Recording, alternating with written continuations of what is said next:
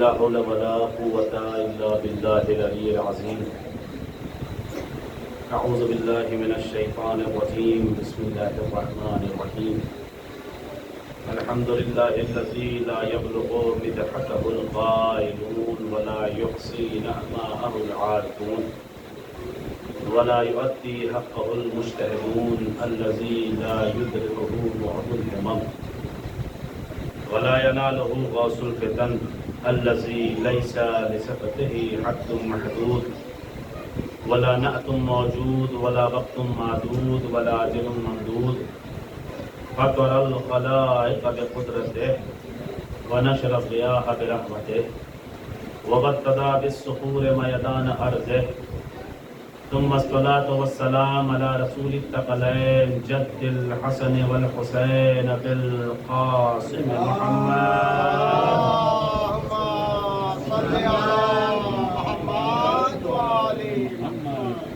أما بعد فقد قال الله تعالى وتبارك في كتاب المبين وهو أصدق الصادقين وقوله الحق بالحق. بسم الله الرحمن الرحيم. هل يستوي الذين يعلمون والذين لا يعلمون؟ صلوات پڑھیں محمد.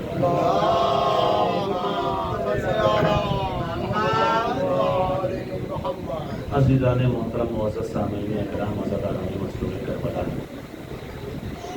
پروردگار عالم نے اپنی مقدس کتاب قرآن مجید میں کہ جو کلام اللہ کا مجموعہ ہے، اس میں پروردگار عالم نے علم حاصل کرنے والوں کا معیار بتایا اور اللہ نے ایک پیغام دیا کہ دیکھو اس چیز کو اپنے اذہان عالیہ میں محفوظ کر لو کہ جاننے والا اور نہ جاننے والا کبھی برابر نہیں ہو سکتے. یہ قرآن مجید کتاب کل ہے، کلیہ احکام کو بیان کرتی ہے، اور اگر ہمیں جزئیات کو حاصل کرنا ہو تو ہم در اہل بیت کی طرف رجوع کرتے ہیں تاکہ قرآن مجید کی جتنی بھی آیتیں ہیں اس کا مفہوم سمجھ سکیں، اس کا معنی سمجھ سکیں اور اس کے صحیح مفاہیم کو سمجھ سکیں. اس لیے کہ ہمارے اندر اتنی طاقت و قوت نہیں ہے اور ہماری عقلیں ابھی اتنی رشد نہیں کر پائی ہیں کہ ہم بذات خود قرآن مجید کی آیتوں کا مطلب اور معنی اور مفہوم نکال سکیں. لہذا جب بھی ہمیں قرآن مجید کی تفسیر چاہیے ہوگی، مفاہیم کو سمجھنے کی ضرورت پڑے گی، تو ہم اس کی طرف رجوع کریں گے جو قرآن کا وارث ہے. اور یہ تو دنیاوی قاعدہ بھی ہے کہ اگر ہمیں گھر بنانے کی ضرورت ہوتی ہے تو ہم ڈاکٹر کے پاس نہیں جاتے بلکہ ہم اس کے پاس جاتے ہیں جو گھر بنانے کا ہنر رکھتا ہو. اگر ہم مریض ہوتے ہیں تو ہم گھر بنانے والے کے پاس نہیں جاتے بلکہ ہم اس کے پاس جاتے ہیں جو بیماریوں کا علاج کرتا ہو، یعنی ڈاکٹر ہو. اگر ہمیں کوئی مسئلہ درپیش آتا ہے تو ہم آرکیٹیکٹ، انجینئر یا ڈاکٹر کے پاس نہیں جاتے بلکہ ہم اس کے پاس جاتے ہیں جو علم دین کا حاصل کرنے والا ہو تاکہ وہ اسے حل کر سکے.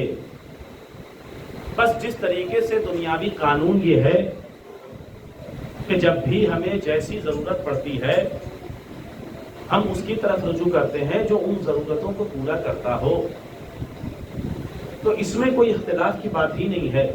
یہ تو عقلی بات ہے، نہ اس کا کوئی مذہب سے تعلق ہے، نہ مسلمان نہ غیر مسلمان کوئی نہیں، بلکہ عقلی قاعدہ ہے کہ جس چیز کی ضرورت کو پورا کرنے والا موجود ہو اور ہمیں اگر اس کی ضرورت پڑ جائے تو ہم اس کی طرف رجوع کریں گے جو اس کی ضرورتوں کو پورا کر سکتا ہو.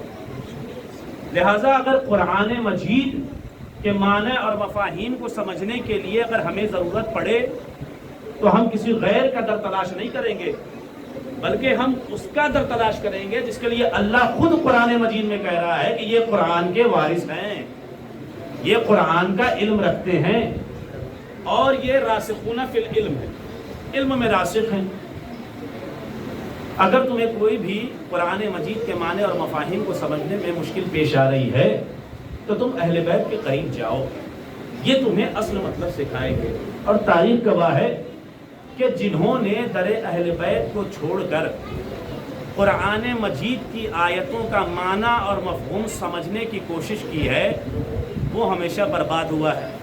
زندہ مثال دے دوں آپ کو، سامنے کی مثال دے دوں، آپ بخوبی آشنا ہوں گے۔ آج سے 1 سال پہلے کی بات ہے، یا ہو سکتا ہے شاید 2 سال ہو گیا ہو، کہ یو پی سے ایک شخص اٹھا تھا اور اس نے آبجیکشن کیا تھا قرآن مجید پہ، اور اس نے کیا کہا تھا کہ قرآن مجید کی چند آیتیں ایسی ہیں جو آتنکواد کو بڑھاوا دیتی ہیں۔ نہیں غور کیا آپ نے؟ جو آتنکواد کو بڑھاوا دیتی ہیں۔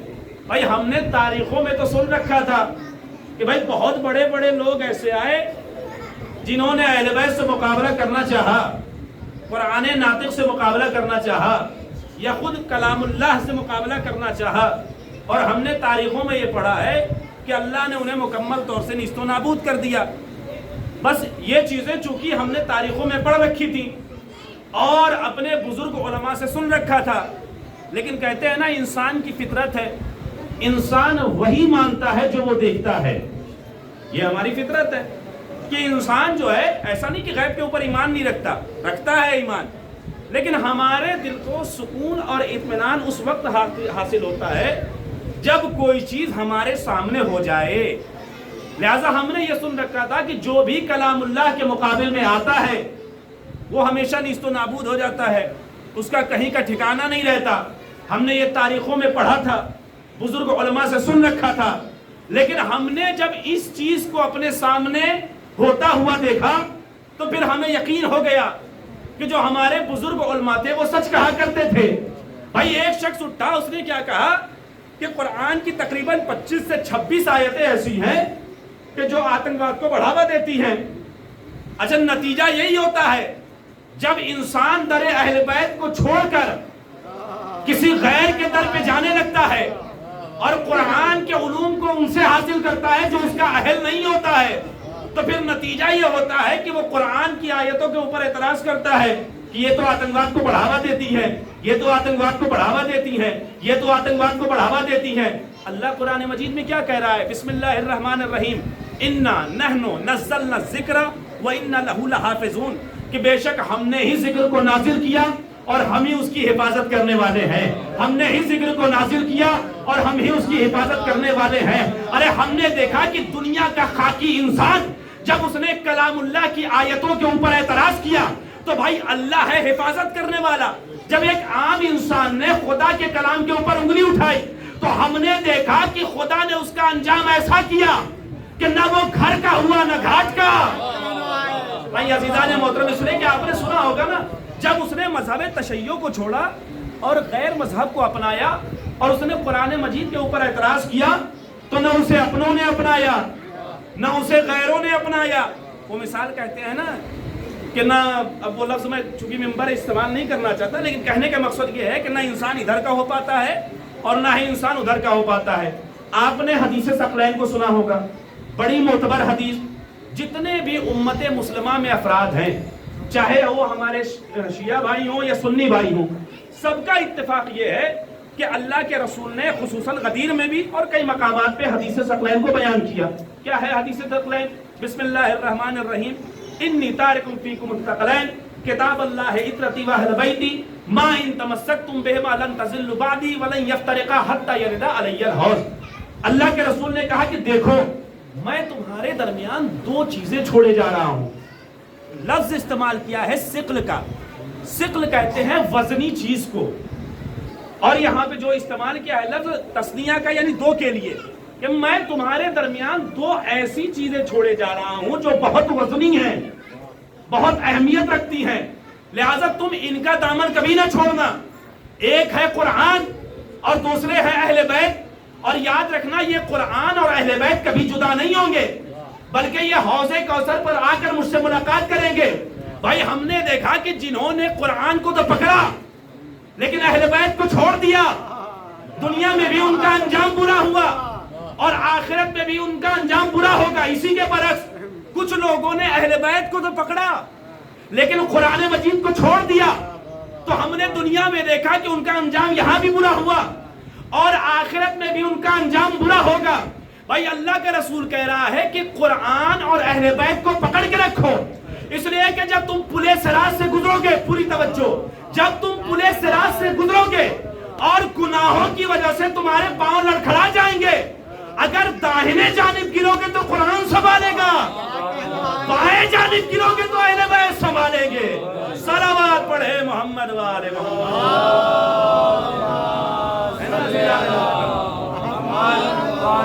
اگر گناہوں کی وجہ سے, گناہوں کی کثرت کی وجہ سے تمہارے پاؤں لڑکھڑا جائیں تو یاد رکھنا یہ قرآن صامت اور قرآن ناطق تمہیں سنبھالنے والے ہیں, لہذا ان کا دامن کبھی نہیں چھوڑنا. یاد رکھیے گا چاہے دنیا میں انسان جتنی ترقی کر لے لیکن جنہوں نے اپنے آپ کو اہل بیت سے دور کیا ان کا نتیجہ ہمیشہ سے جہنم ہوا اور وہ اس دنیا میں بھی برباد ہوئے ہیں اور وہ آخرت میں بھی برباد. بڑے بڑے علماء عالم دین نجف کے, ایران کے, جن لوگوں نے پوری زندگی اپنی فلسفہ لکھنے کے اوپر صرف کر دی, علم کلام لکھنے کے اوپر صرف کر دی اور دیگر علوم کی کتابوں کو لکھنے میں عربی میں صرف کر دی, لیکن جب ایک وقت پہ گزر چکے نا تو ان کو یہ احساس ہوا کہ میں نے اتنی بڑی بڑی کتابیں لکھی, علم فلسفہ کی کتاب لکھی, علم کلام کی کتاب لکھی, تفسیر کی کتاب لکھی یا دوسری چیزوں کی کتاب لکھی,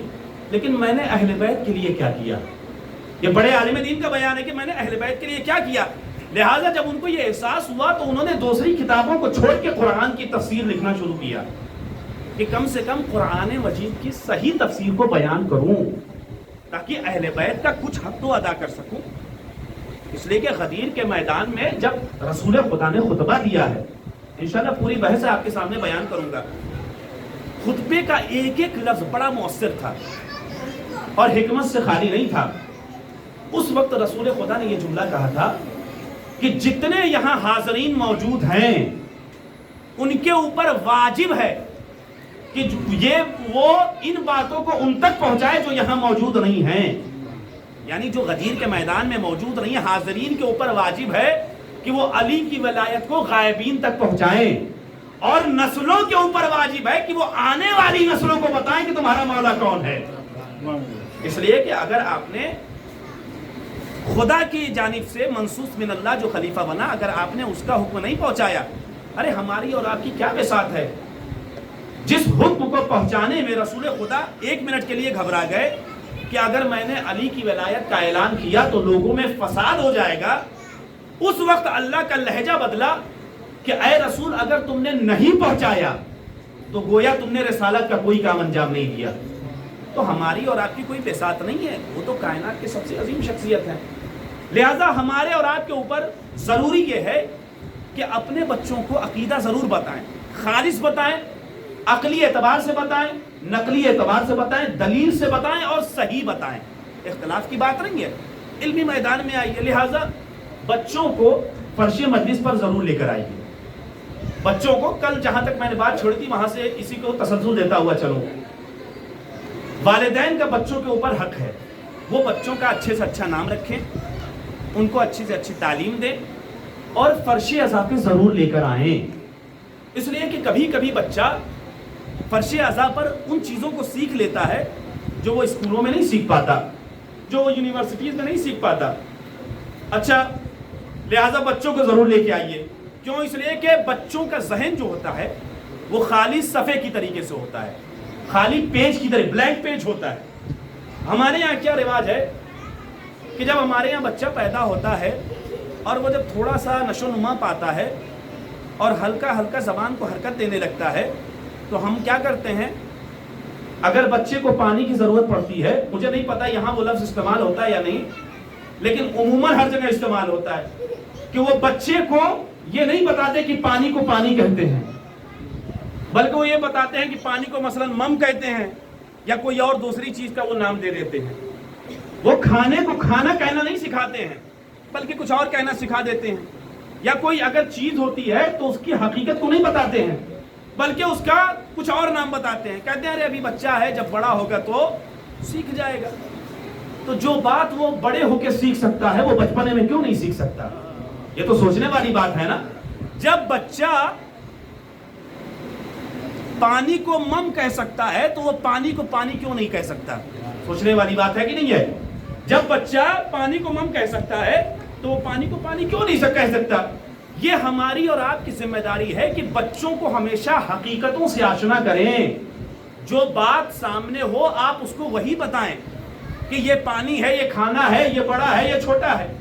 اور کہتے ہیں نا روایت سے ہے، بچوں کا احترام ضرور کریں، چھوٹوں کا احترام ضرور کریں. ہم نے ہمیشہ سنا ہے جو ہمارے بزرگ ہوتے ہیں بچوں کو چاہیے کہ ان کو سلام کریں، ان کا احترام کریں کیونکہ وہ بزرگ ہیں. لیکن عزیزان محترم صرف یہ بزرگوں کے لیے نہیں ہے. جیسے بزرگوں کا حق بچوں کے اوپر ہے ویسے ہی بچوں کا حق بزرگوں کے اوپر ہے. یہ میں ایسے نہیں بیان کر رہا ہوں، یہ روایت ہے رسول خدا کی کہ اے لوگوں تم اپنے بڑوں کا احترام کرو. کیوں؟ تم اپنے بڑوں کا احترام اس لیے کرو کیونکہ وہ تم سے بڑا ہے اور اس نے تم سے زیادہ اچھے اعمال انجام دیے ہیں، اس لیے تم اس کا احترام کرو. پھر رسول کیا فرماتے ہیں؟ رسول فرماتے ہیں اے لوگوں تم اپنے بچوں کا احترام کرو، تم اپنے چھوٹوں کا احترام کرو. کیوں؟ اس لیے کہ وہ تم سے چھوٹا ہے اور اس نے تم سے کم گناہ انجام دیے ہیں، اس لیے تمہیں چاہیے کہ اپنے بچوں کا احترام کرو. لہذا فرش مجلس پر آئیے، بچوں کو ضرور لے کر آئیے، علوم دینیہ کو حاصل کرنے کے لیے ضرور لے کر آئیے. کیوں؟ کیونکہ یہ درسگاہ حسینی ہے، درسگاہ کربلا ہے. اب آئیے میں آپ کو ایک چیز بیان کروں. آپ کی عظمت اس کائنات میں سب سے نمایاں ہے، سب سے الگ ہے، اور خصوصاً اس وقت اس جنریشن میں آج کل کے دور میں الحمدللہ اہل بیت کے چاہنے والے ٹاپ پر ہیں. اہل بیت کے چاہنے والے خصوصاً مذہب تشیع جو ہے وہ ٹاپ پر ہے. کیوں؟ اس لیے کہ ہمارے یہاں ایک رواج ہے اور پوری دنیا میں ہے کہ جب بھی کوئی حق کی بات کرتا ہے نا تو سب سے پہلے یہ الزام لگتا ہے کہ یہ شیعہ ہو گیا. آپ نے سنا ہوگا اگر کوئی اہل سنت بھی ہو، اگر کوئی حق کی بات کرتا ہے تو لوگ کہتے ہیں یہ شیعہ ہو گیا، یہ شیعہ ہو گیا، یہ شیعہ ہو گیا. ارے میاں یہی بات تو میں بھی کہہ رہا ہوں کہ بھائی شیعہ ہوتا ہی وہ ہے جو حق بولے. لہذا یہ تو آپ کا کہنا بڑا درست ہے کہ بھائی جو ہے اگر کوئی حق کی بات کرے تو آپ کہتے ہیں یہ شیعہ ہو گیا. لہذا شیعہ جو ہے وہ ہمیشہ حق کے ساتھ ہوتا ہے اور حق ہمیشہ شیعہ کے ساتھ ہوتا ہے. اس بات کو اپنے ذہن میں رکھ لیا. اب جملہ سنیے گا رسول کی حدیث. رسول خدا ارشاد فرماتے ہیں العلی مع الحق والحق مع العلی. علی حق کے ساتھ ہے، حق علی کے ساتھ ہے. بھائی دنیا یہ اعتراض کرتی ہے، دنیا یہ کہتی ہے جب بھی کوئی حق کی بات کرے تو وہ کہتے ہیں کہ یہ رافضی ہو گیا، یہ شیعہ ہو گیا. یعنی جہاں پہ حق کی باتیں ہوں وہاں لوگ کہتے ہیں یہ شیعہ ہو گیا. بھائی ہم بھی تو یہی کہتے ہیں کہ بھائی شیعہ ہمیشہ حق کے ساتھ ہوتا ہے. اور کیوں شیعہ حق کے ساتھ نہ ہو؟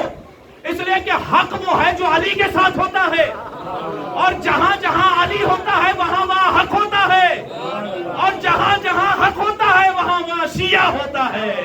صلوات پڑھیں محمد والے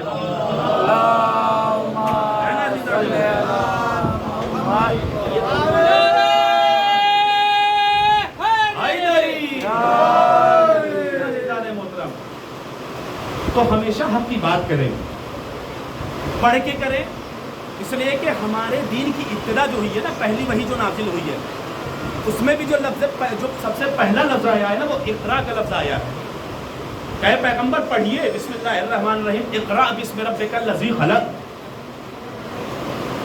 ہمارے دین کی جو ابتدا ہوئی ہے، جو وحی کی ابتدا ہوئی ہے وہ بھی لفظ اقرا سے ہوئی ہے. اور کتنے بدبخت ہیں مسلمان، میں غیروں کی کیا بات کروں، کتنے بدبخت ہیں مسلمان جو کم علمی کے بنا پہ، لا علمی کے بنا پہ رسول کی علم کے اوپر اعتراض کرتے ہیں کہ العیاذ باللہ رسول کو پڑھنا لکھنا نہیں آتا تھا، رسول کو پڑھنا لکھنا نہیں آتا تھا. اچھا چاہتا ہوں کہ اس بات کو بیان کرتا ہوا چلو انشاءاللہ محسوس ہوں گے. ایک سلوات پڑھیں مل جل کے محمد والے محمد.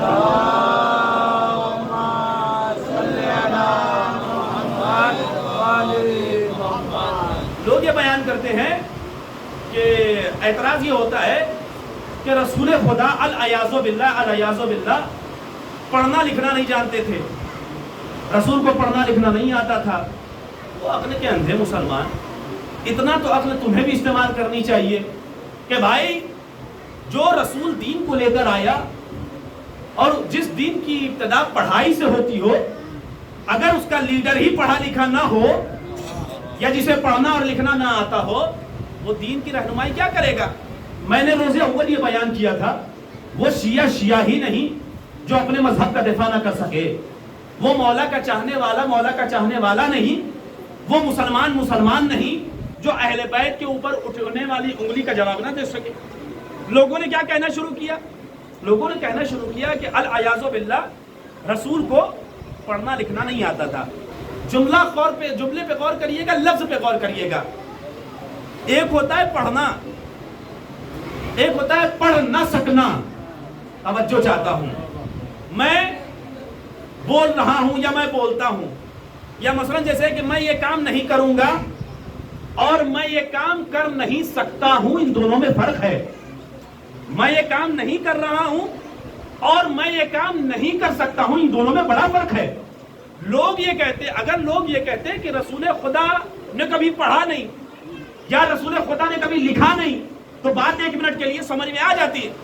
لیکن لوگوں نے کیا کہا کہ رسول نہ ہی پڑھ سکتے تھے اور نہ ہی لکھ سکتے تھے.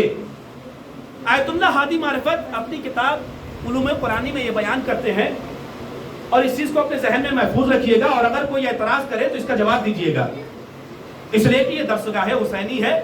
ہم جب یہاں سے اٹھ کے جائیں تو کم سے کم ایک دلیل لے کے جائیں, ایک اعتراض کا جواب لے کر جائیں.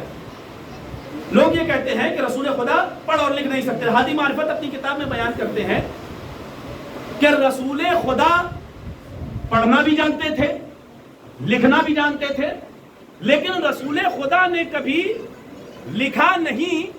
اس کی سب سے بڑی وجہ یہ ہے کہ اگر رسول خدا اپنے ہاتھ سے کچھ لکھ دیتے تو مشرکین اور نئے تازہ مسلمان یہ کہہ دیتے کہ رسول نے قرآن اپنی ہاتھوں سے لکھا ہے.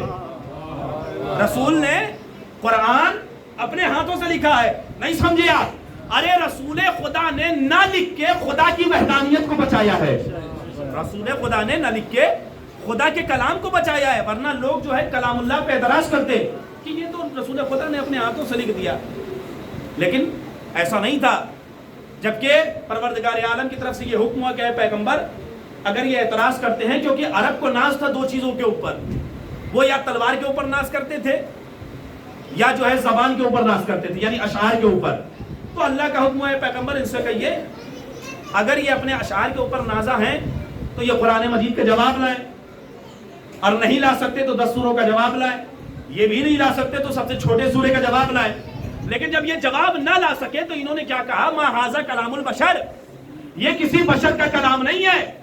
اور لوگ ہمیشہ پہلے سے ہی پیغمبر پہ اعتراض کرتے تھے کہ العیاذ باللہ پیغمبر جادوگر ہے. اگر پیغمبر اس زمانے میں لکھ دیتے تو یہ بدبخت نئے مسلمان اور مشرکین مکہ یہ کہہ دیتے کہ پیغمبر نے تو قرآن اپنے ہاتھوں سے لکھا ہے.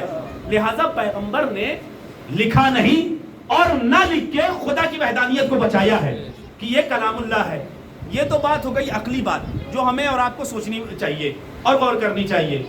دوسری بات, اگر کسی قوم کا لیڈر پڑھا اور لکھا نہ ہو تو وہ قوم ہمیشہ گمراہ ہو جایا کرتی ہے اور وہ ہمیشہ خود غلطی کرے گا. جسے پڑھنا نہیں آتا, جسے لکھنا نہیں آتا, میں کہتا ہوں اگر میڈیسن کی ایک چھوٹی سی شیشی یہاں رکھی ہو اور مجھے پڑھنا لکھنا نہیں آتا اور میں یہ نہیں فرق کر پا رہا ہوں کہ یہ جو شیشی سامنے رکھی ہوئی ہے یہ میرے فائدے کی ہے یا میرے نقصان کی ہے, بھائی جب مجھے پڑھنا نہیں آئے گا اور جب لکھنا نہیں آئے گا تو میں کیسے جانوں گا کہ اس شیشی کے اوپر پوائزن لکھا ہوا ہے یا اس شیشی کے اوپر کچھ اور لکھا ہوا ہے. اور اگر میں پڑھ اور لکھ نہیں پاؤں گا اور اس چکر میں اگر میں اس شیشی کو پی گیا اور اگر بجائے وہ شفا دینے کے اگر وہ پوائزن ہوئی تو پھر تو وہ میری جان کے لیے ہلاکت کا سبب بن جائے گی. لیکن ہم نے دیکھا کہ رسول خدا نے جس دین کو پہنچایا اس دین میں کبھی کوئی ہلاک نہیں ہوا، اس دین میں کوئی کبھی ہلاک نہیں ہوا، بلکہ جو بھی در اہل بیت کے اوپر آیا، اگر انسان آیا تو مسلمان بنا، مسلمان آیا تو سلمان بنا، بیزر آیا تو ابوذر بن کے گیا۔ بھائی ہم نے دیکھا ہے نا کہ کوئی بھی اس در کے اوپر آیا تو ہلاک نہیں ہوا بلکہ کامیاب ہوا۔ اچھا، لہذا رسول خدا نے جان بوجھ کر یہ عمل انجام نہیں دیا۔ یہ بات میں نے عقلی طور سے آپ کے سامنے بیان کر دی۔ اب آئیے نقلی طور سے، یعنی روایت کے ذریعے سے۔ میں نے کل بیان کیا تھا آپ کے سامنے، ہماری اور آپ کی ذمہ داری ہے کہ ہم اپنے ائمہ کا تذکرہ کریں، اس لیے کہ ہم نہیں کریں گے تو کون کرے گا؟ اگر ہم نہیں جانیں گے کہ 10ویں امام کون ہے، 9ویں امام کون ہے، 8ویں امام کون ہے، تو کون بیان کرے گا؟ ایک چھوٹی سی روایت آپ کے سامنے پیش کرتا ہوں، بڑی انشاءاللہ محظوظ ہوں گے، اور اس کے ذریعے سے اندازہ لگائیں کہ علم پیغمبر کا کیا عالم تھا۔ لوگوں نے پیغمبر کے علم کے اوپر اعتراض کیا، پیغمبر کے لکھنے پڑھنے کے اوپر اعتراض کیا۔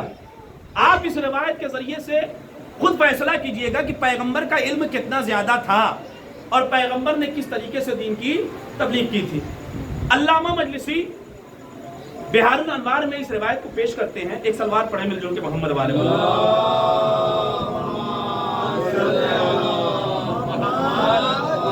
علامہ مجلسی اپنی کتاب بہار الانوار میں یہ بیان کرتے ہیں کہ مولا کا ایک صحابی ہے ابو ہاشم جعفری، روایت سنیے گا انشاءاللہ محظوظ ہوں گے۔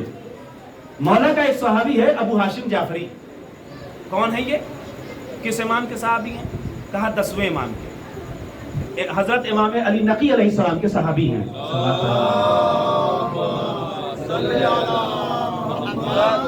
10ویں امام کے صحابی ہیں۔ آتے ہیں مولا کے پاس، مولا کے پاس جیسے ہی آ کے بیٹھتے ہیں، کیا دیکھتے ہیں کہ ایک شخص آیا اور آنے کے بعد اس نے امام سے کچھ سوال کیا۔ جب اس نے امام سے سوال کیا، ابو ہاشم جعفری روایت کرتے ہیں کہ جیسے جیسے اس نے مولا سے سوال کیا، مجھے اس کی زبان ہی نہیں سمجھ میں آئی کہ وہ بول کیا رہا تھا، مسئلہ کیا پوچھ رہا تھا، اور مولا اس کا جواب کیا دے رہے تھے۔ وہ آیا، اس نے امام سے سوال کیا، امام نے اس کو اس کی زبان میں جواب دیا، امام نے اس کو اس کی زبان میں، توجہ کرنے والی بات ہے، امام نے عربی میں جواب نہیں دیا تھا بلکہ امام نے اس کو اس کی زبان میں جواب دیا۔ اچھا، جب وہ سوال و جواب پوچھ کے چلا گیا نا، تو ابو ہاشم جعفری کہتے ہیں مولا یہ تو بتائیے یہ آنے والا کون تھا، اس نے آپ سے کیا پوچھا اور آپ نے اس کو کیا جواب دیا اور وہ یہاں سے چلا گیا؟ تو امام فرماتے دیکھیں ہندوستان میں پڑھ رہا ہوں اور ہندوستان کی بات ہے، لہذا سن لیجئے، کیونکہ آنے والا کوئی اور نہیں تھا، ہندوستانی تھا۔ امام کے پاس جو آیا تھا وہ ہندوستانی تھا، اس نے اپنی زبان میں، اب چاہے وہ سنسکرت ہو یا ہندی ہو، اس نے اپنی زبان میں امام سے سوال کیا اور امام نے اس کو اسی کی زبان میں جواب دیا۔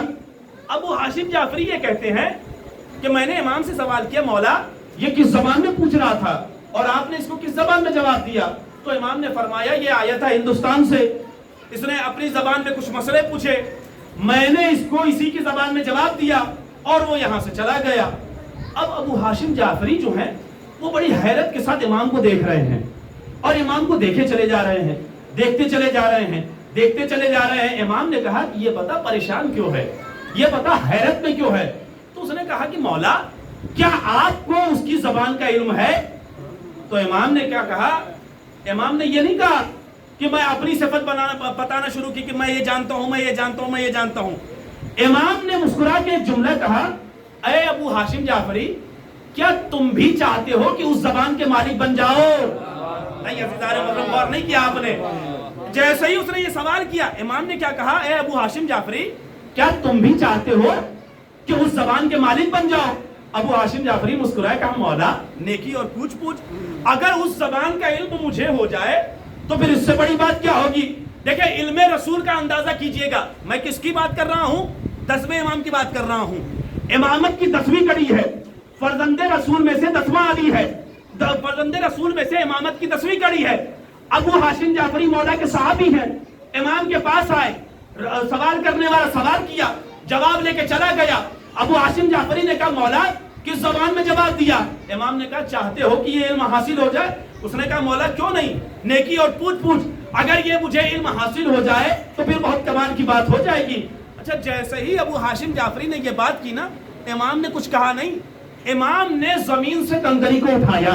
توجہ, امام نے زمین سے کنکری کو اٹھایا اور کنکری کو اٹھانے کے بعد اپنے ہاتھوں کے اوپر رکھا. جملے کے اوپر غور کریے گا اور لفظوں کی لطافت کو دیکھیے گا.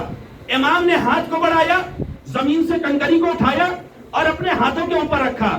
کنکری بھی دست امامت کو پہچان رہی تھی, کنکری بھی جان رہی تھی کہ یہ کسی غیر کا ہاتھ نہیں ہے بلکہ یہ اس کی نسل سے آنے والے کا ہاتھ ہے کہ جس کے ہاتھوں کے اوپر کنکریاں گئی تو رسول کا کلمہ پڑھتی نظر آئی.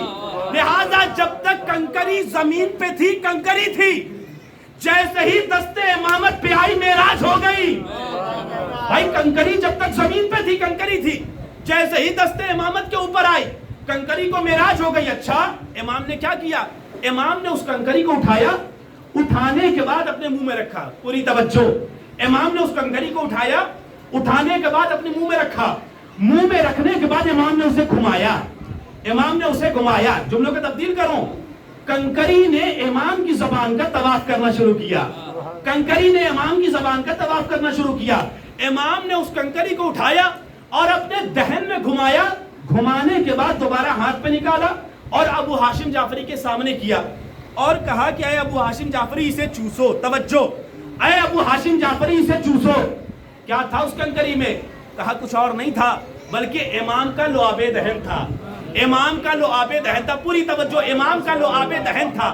اب جیسے ہی امام نے اس کنکری کو اپنے دہن سے نکالا, ابو ہاشم جعفری کے سامنے پیش کیا, ابو ہاشم جعفری یہ بیان کرتے ہیں کہ جیسے ہی میں نے اس کنکری کو اپنے منہ میں رکھ کے چوسا فوراً میں 72 زبانوں کا مالک ہو گیا. ابو ہاشم کہتے ہیں کہ جیسے ہی میں نے اس کنکری کو اپنے منہ میں رکھا فوراً 72 زبانوں کا مالک ہو گیا. کون ہے ابو ہاشم جعفری؟ صحابی ہیں, معصوم نہیں ہیں, صحابی ہیں, معصوم نہیں ہے. امام نے کیا کیا, امام نے کنکری میں اپنے لعاب دہن کو لگایا, لگانے کے بعد ابو ہاشم جعفری کو دیا. جیسے ہی ابو ہاشم جعفری نے چوسا فوراً وہ 72 زبانوں کا مالک ہو گیا. بھائی جس امام کے لعاب دہن میں اتنی طاقت ہو کہ اگر وہ اپنے لعاب دہن کو کسی غیر معصوم کو چسا دے تو وہ 72 زبانوں کا مالک ہو جائے. ارے تم کس رسول کے اوپر اعتراض کرتے ہو جس نے اپنی زبان پنجتن کو چسائی ہو؟ صلوات پڑھے محمد وال محمد. اللہم صل علی محمد. نعرہ تکبیر, اللہ اکبر, نعرہ رسالت یا رسول اللہ, نعرہ حیدر یا عزیزان محترم. تو کہا علم رسول کے اوپر بات کرتے ہو, یہ تو فرزند رسول میں سے امامت کی 10ویں کڑی ہے جس نے اپنے لعاب دہن کو غیر معصوم کو چسایا ہے, تو وہ 72 اور 70 زبانوں کا مالک ہو گیا. تو کہاں علم رسول کے اوپر انگلی اٹھاتے ہو؟ ارے جس رسول نے اپنی زبان پنجتن کو چسائی ہو, جس میں علی موجود ہیں, فاطمہ موجود ہیں, حسن و حسین موجود ہے, تم اس کے اوپر انگلی اٹھاتے ہو کہ رسول خدا کو پڑھنا اور لکھنا نہیں آتا تھا, یا العیاذ باللہ آخر وقت میں رسول کا دماغ جو ہے وہ کام نہیں کر رہا تھا. بہت مظلومیت ہے اہل بیت کی, اور انشاءاللہ اس کے اوپر میں بیان کروں گا. ایک پورا تفصیلی واقعہ ہے کہ اگر رسول کے دماغ کے اوپر اثر ہونے لگے نا, اور الحمدللہ میں نے پہلے روز ہی کہا تھا اور غالباً جو ہے وہ سلواسہ میں یہ جملہ کہا تھا میں نے دوپہر کی مجلس میں, کہ تنہا آپ وہ ذات ہیں, آپ وہ شخصیت ہیں جس کی وحدانیت بھی بڑی مضبوط ہے, جس کی رسالت بھی بڑی مضبوط ہے, اور جس کی امامت بھی بڑی مضبوط ہے. اس لیے کہ غیروں کی رسالت کا کانسیپٹ یہ ہے کہ جو رسول ہوگا نا وہ خطا کر سکتا ہے, رسول جو ہے وہ گناہ صغیرہ انجام دے سکتا ہے, لیکن ہمارے یہاں یہ عقیدہ نہیں ہے. اس لیے کہ اگر قوم کا لیڈر ہی گناہ کرنے لگے تو پھر قوم تو برباد ہو جائے گی. اگر قوم کا لیڈر ہی بہکنے لگے تو قوم تو خود بخود بہک جائے گی. لیکن لہٰذا پروردگار نے ایک نظام بنایا کہ ہم نے ہر قوم میں ایک ہادی بھیجا ہے, اور یاد رکھنا وہ ہادی دنیا کی طرف سے نہیں ہوگا بلکہ ہماری طرف سے ہوگا, اور یاد رکھنا وہ ہمیشہ قوم کو لیڈ کرے گا اور وہ ہر طریقے کے گناہ سے خطا سے پاک ہوگا. لیکن اہل بیت کی مصنوعیت، ہم امام حسین کا مصائب پڑھتے ہیں، ہم جناب سیدہ کا مصائب پڑھتے ہیں، خود رسول خدا پہ کتنی زیادہ مصنوعیت اور کتنا زیادہ ظلم ڈھایا گیا، اگر انسان غور کر لے تو انسان کا کلیجہ پھٹ جائے۔ وہی ایک تاریخ ہے، 40 سال تک رسول خدا نے 40 سال کے بعد جو ہے تبلیغ کی ہے نا، 40 سال تک رسول خدا نے لوگوں کو انسان بنایا ہے، انسان۔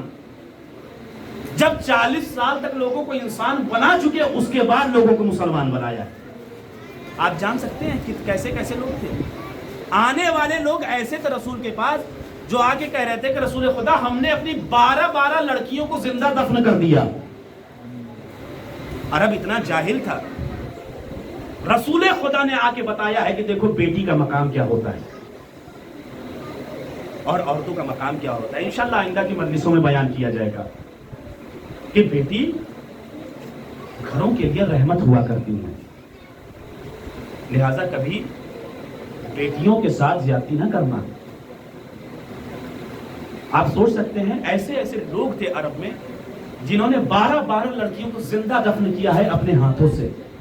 کسی نے بچپنے میں کیا ہے تو کسی نے جوانی تک میں زندہ دفن کیا ہے، لیکن رسول خدا نے معیار بدلا کہ دیکھو بیٹیاں ہمیشہ گھر کی رحمت ہوا کرتی ہیں۔ اور روایت ہے جس گھر میں بیٹیاں ہوتی ہیں اس بیٹی کے باپ کے لیے پروردگار عالم نے فرشتوں کو مقرر کیا ہے کہ وہ اس کے لیے استغفار کریں اور اس کے لیے ثواب لکھتے رہے۔ لہذا بیٹیوں کی عظمت کو پہچانیے۔ اسی لیے کہتے ہیں کہ بیٹی کا رشتہ باپ سے بڑا مضبوط ہوتا ہے اور باپ کا بیٹی سے رشتہ بڑا مضبوط ہوتا ہے، اس لیے کہ بیٹی جب اپنے باپ کو ودا کرتی ہے نا تو جب تک باپ واپس نہیں آ جاتا تب تک وہ بے چین رہتی ہے کہ آخر میرا بابا کس حالت میں ہے۔ قسم خدا کی کوئی سکینہ کے دل سے پوچھ کے دیکھے، سکینہ ایک ایسی بیوی ہے کہ جس کی تاریخ محمد 3.5 سے 4 سال بیان کی گئی، اور یہ وہ بیوی ہے نا کہ جس کے لیے میرے مولا امام سجاد نے جملہ کہا تھا۔ عزاداروں دیکھیں مصائب جو ہے نا یہ صرف گریہ کا نام نہیں ہے بلکہ احساس کا نام ہے، کربلا احساس کا نام ہے۔ آپ کے گھروں میں بھی بچیاں ہیں، اگر آپ کی بچی کو تھوڑا سا چوٹ لگ جائے تو گھر کا بڑا اور بوڑھا جو ہے وہ پریشان ہو جاتا ہے کہ آخر میری بچی کو یہ چوٹ کہاں سے لگی۔ جانتے ہیں امام سجاد نے ایک جملہ کہا تھا کہ میرے اوپر سب سے زیادہ مصائب جو پڑے وہ شام میں تھے۔ جانتے ہیں ایک جملہ کہا تھا سید سجاد نے کہ شام میں مجھے اگر کسی چیز نے سب سے زیادہ رلایا ہے تو وہ میری بہن سکینہ کے سوالوں نے رلایا۔ عزاداروں آپ کی آنکھیں آمادہ ہو گئی گریہ کرنے کے لیے۔ جانتے ہیں عزاداروں امام سجاد نے کہا مجھے سب سے زیادہ اگر کسی نے رلایا ہے، کسی چیز نے رلایا ہے تو وہ میری بہن سکینہ کے سوالوں نے رلایا ہے۔ جب راوی نے پوچھا نا کہ ارے آپ کی بہن سکینہ آپ سے کیا سوال کرتی تھی، امام سجاد یہ فرماتے تھے کہ جس زندان میں ہمیں رکھا گیا تھا اس زندان کی کیفیت یہ تھی کہ اس زندان کے اوپر چھت موجود نہیں تھی۔ عزاداروں ایسے ہی نہیں سید سجاد نے کہا تھا جب کسی نے پوچھا مولا آپ کے اوپر سب سے زیادہ مصیبتیں کہاں پڑی، امام نے رو کے فرمایا الشام الشام الشام۔ ارے امام نے فرمایا ارے جس زندان میں ہمیں رکھا گیا تھا اس کے اوپر جو ہے وہ چھت موجود نہیں تھی۔ ارے جب بھی سکینہ ارے پرندوں کو دیکھتی تھی ایک ہی سوال کرتی تھی اے بھیا یہ پرندے کہاں جا رہے ہیں۔ جب صبح میں سکینہ پرندوں کو دیکھتی تھی تو سوال کرتی تھی اے بھیا یہ پرندے کہاں جا رہے ہیں، تو سید سجاد کہتے تھے یہ اپنے رزق کی تلاش میں جا رہے ہیں۔ جب شام کا وقت آتا تھا اور پرندے واپس آتے تھے پھر میری بہن سکینہ سوال کرتی تھی اے بھیا یہ پرندے کہاں جا رہے ہیں۔ ارے سجاد کہتے تھے یہ واپس اپنے گھروں کو جا رہے ہیں۔ ارے سکینہ نے کہا اے بھیا ارے ان پرندوں کو ان کا گھر نصیب ہو گیا، اے بھیا ارے کیا ہمیں اپنا وطن۔ جزاکم اللہ جزاکم اللہ، خدا آپ کو کوئی غم نہ دے سوائے غم کربلا کے۔ عزاداروں جانتے ہیں سکینہ بنت الحسین کہتی ہے اے بھیا کیا ہمیں ہمارا وطن نصیب نہیں ہوگا۔ عزاداروں بڑی مظلوم بی بی ہے، جانتے جانتے ہیں نا بعد شہادت حسین جب خیام حسینی کو لوٹنے کا ارادہ کیا گیا ہے نا تو ملعونوں نے خیام حسینی کی طرف رخ کیا. ارے جب خیموں میں آگ لگائی ہے نا, ارے ذرا زینب کے دل سے پوچھو, قسم خدا کی اگر جو ہے تحقیق کے ساتھ پڑھا جائے اور بصیرت کی نگاہوں سے دیکھا جائے تو سب سے زیادہ مظلومیت اور سب سے زیادہ ظلم سید سجاد کے اوپر ہوا ہے. اس لیے کہ سید سجاد نے منہاج سے یہی کہا تھا نا, ارے شہادت تو ہماری میراث ہے لیکن کیا یہ بھی میراث ہے کہ ہماری آنکھوں کے سامنے ہماری ماں بہنوں کی رضا ہے. جزاکم اللہ. عزاداروں بس آخری جملہ سن لیجئے, مجلس تمام ہو جائے گی. جانتے ہیں حسین کی شہادت کے بعد ارے خیام حسینی میں آگ لگا دی گئی. ارے جناب زینب باد حسین ارے کربلا میں عباس بن گئی اور عباس بن کے پہرا دے رہی ہے, سب کو بچا رہی ہے. ارے سید سجاد کو جلتے ہوئے خیمے سے نکالا. عزاداروں راوی کہتا ہے کہ میں نے دیکھا ارے ایک چھوٹی سی بچی ہے جس کے دامن میں آگ لگی ہے. کبھی وہ ایک خیمے سے دوسرے, کبھی دوسرے خیمے سے تیسرے. جزاکم اللہ, جزاکم اللہ. خدا آپ کو کوئی غم نہ دے سوائے غم مظلوم کربلا کے. آخری جملہ ہے عزاداروں سن لیجئے. راوی کہتا ہے ارے ایک چھوٹی سی بچی ہے جس کے دامن میں آگ لگی ہے. وہ ایک خیمے سے دوسرے خیمے جاتی ہے, دوسرے خیمے سے تیسرے خیمے جاتی ہے. عزاداروں ارے باپ کو بیٹیوں سے بڑی محبت ہوتی ہے. ارے باپ اپنی بچیوں کے لیے تحفہ لے کر آتے ہیں. ارے سکینہ کی مظلومیت کو سلام. ارے ایک ملعون آگے بڑھا, کہتا ہے اے سکینہ ارے اپنے کانوں کے گوشوارے دے دے. سکینہ نے کہا مجھے ہاتھ نہ لگانا, ارے ہم سیدانی. جزاکم اللہ, جزاکم اللہ. سکینہ نے کہا ہم سیدانی ہیں, ہمیں ہاتھ نہ لگانا. عزاداروں کلیجے کو سنبھالیے گا, جملہ سنیے گا, جتنا رو سکتے ہیں حسین کی بچی کے اوپر گریہ کیجئے. ارے اس ملعون نے کہا کہ اس گوشوارے کو میرے حوالے کر دو. سکینہ نے کہا میں اس گوشوارے کو اتار کے تجھے دے دیتی ہوں. ارے ننھی ننھی سکینہ نے ارے چھوٹے چھوٹے ہاتھوں کو بڑھایا. اب چاہتی ہے کہ کانوں سے گوشواروں کو اتارے. ارے گوشوارے نہیں اترے. ارے اس ملعون نے ارے انگلیوں کو بڑھایا, سکینہ کی لبوں میں انگلیوں کو ڈالا. اب جیسے ہی کھینچا ہے سکینہ کی کانوں کی لبیں, ارے سکینہ کے کانوں سے خون جاری ہوا. سکینہ نے رک کیا. اے بابا ارے گوشوارے اتارنے نہیں آتے تھے تو پنائے کیوں تھے. اے بابا ارے آپ کے جانے کے بعد ہمیں تہمت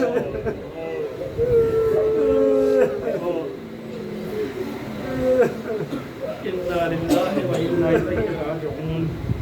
رضا بقضائه وتسلیما لامره وسيعلم الذين ظلموا اي منقلب ينقلبون.